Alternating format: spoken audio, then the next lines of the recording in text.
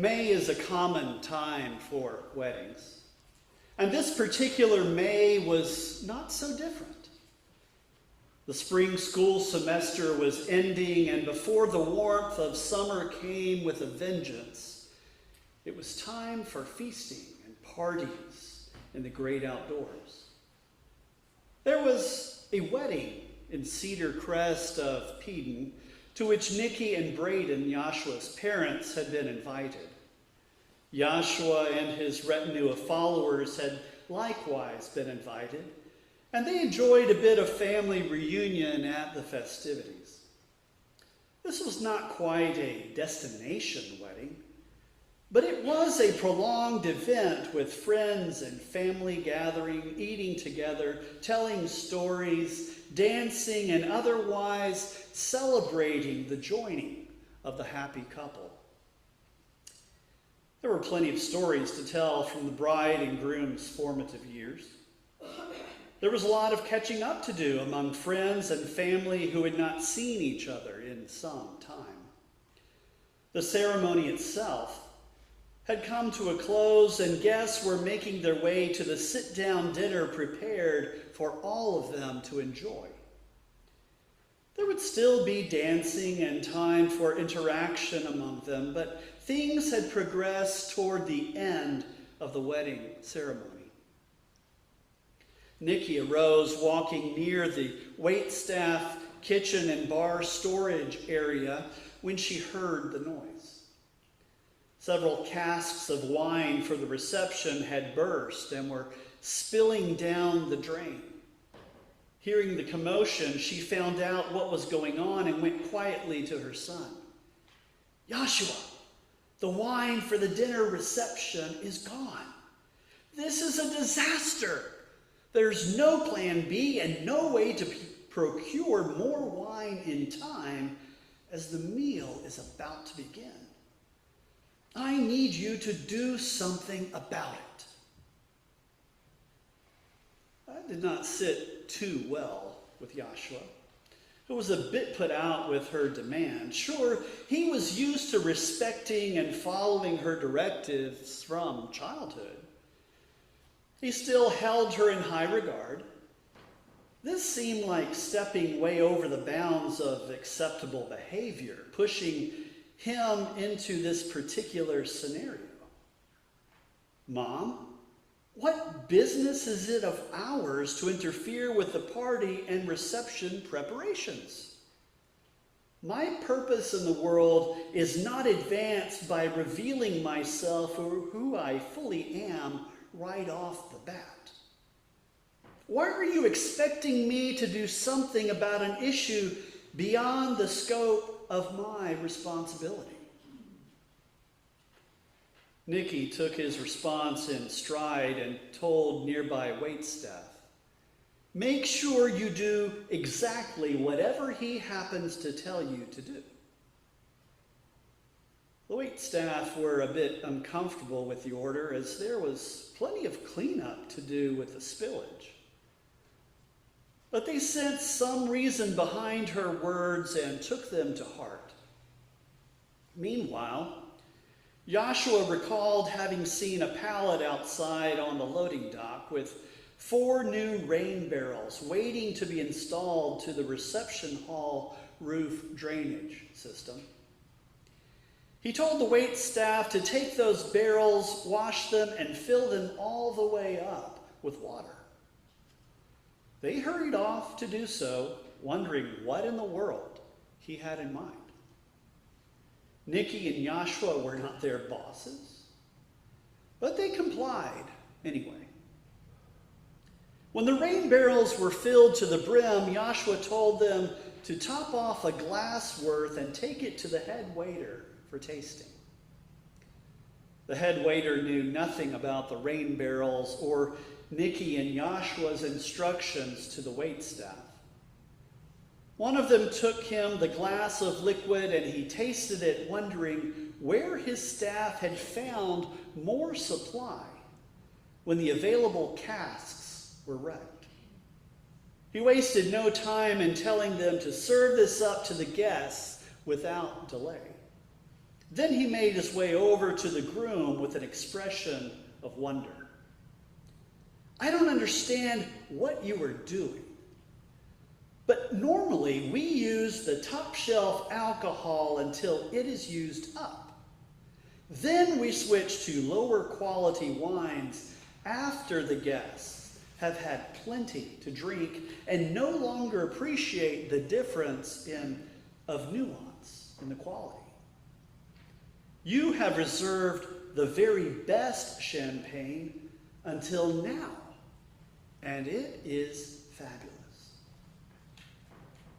The groom did not know what to make of this, as neither bride nor groom nor the head waiter knew anything regarding the source of this champagne in question.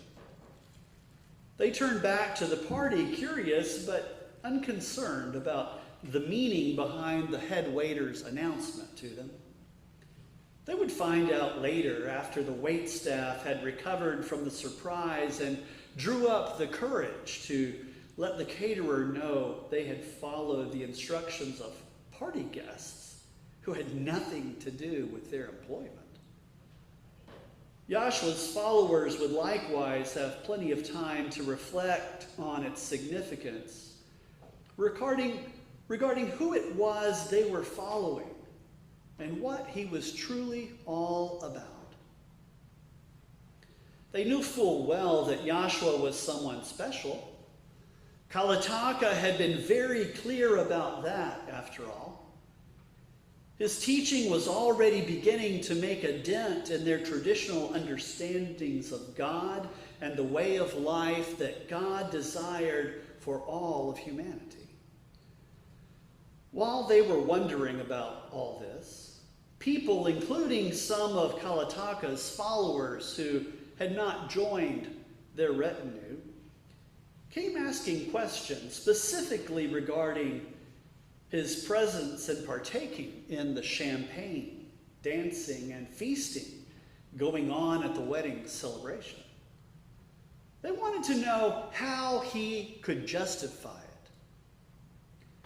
Kalataka taught us to fast and to stay away from alcohol. Other religious traditions do and say the same.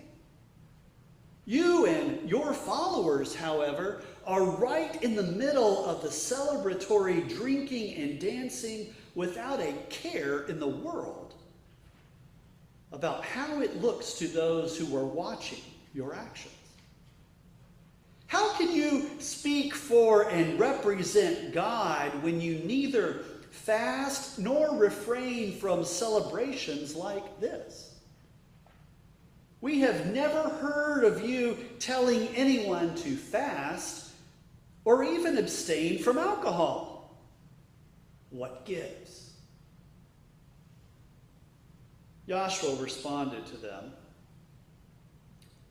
"We are here celebrating in honor of the joy, love, and community of this occasion.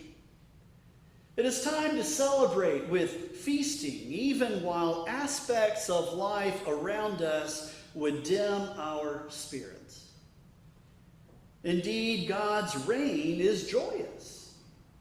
The parents of the bride and groom may reflect back differently on today as their children march off into a new life, transforming aspects of their ties to home. This, however, is a celebratory moment. Tomorrow's concerns are set aside in light of the new couple's joy and all the possibilities set before them. That is good. That is appropriate. As with the bride and groom and their guests, there is no reason for my followers to fast in my presence. This is a time for celebration, rejoicing, building community, and looking forward to what lies ahead. As the bride and groom's families will have their own journey of separation with its measure of grief in coming days, so also my followers will experience down the road. then fasting may be appropriate. But not in the midst of this festal celebration, and not while I am present with them. You don't use unshrunk cotton to patch old clothing. That would cause a new tear worse than what you had. You know the expression. You can't fit a square peg in a round hole. New concepts often don't fit old paradigms. Old paradigms fall apart, requiring new ones. When something better comes along, you don't return to something inferior. Just so, forcing my followers to retain your traditions ignores the reality of their experience, something your ancestors did not have. When the wedding celebration was over, Nikki and Braden made their way to Millsford-on-Peden, with Joshua followed along with his retinue, staying there several days before going on to Saturn. He continued teaching his followers as they journeyed, relaying many things about God's reign and how best to live as God intended.